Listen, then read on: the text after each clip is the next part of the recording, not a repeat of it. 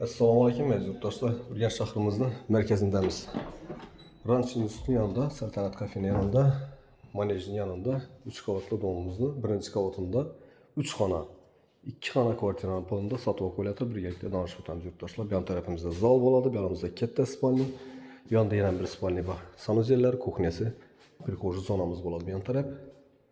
Devorlarimiz fonda şimdi akkuratli görünüşte ayak temizliği 100% pol, oynalarımız almaşkan, katyolu bor, patologlarımız şimdi oppoq kaldı.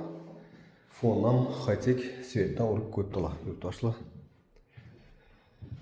Bu yon tarafimiz zal, konditsioner qo'yilgan, aynan 2 oyna tushgan, jaluzi perdalar ekamiz.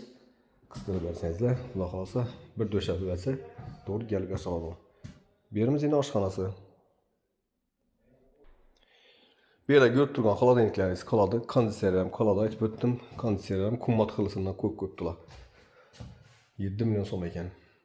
Tabii bir yan tarafimiz sanuzeliğine görüp tursa restoranlar var, su, gaz, svetlerden, mektep, bokça, orası mektepten hem mamma yok bir yerde.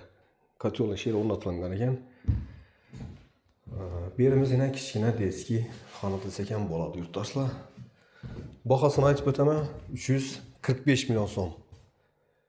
Shoshiling, srochniy sotib qo'yildi. 3 xona, 2 xona kvartirani pulida. Ranch institutining yanında, manejning yanında, Saltanat kafening yanında. Sağlık tilab qolamiz, ishlaringizga omad.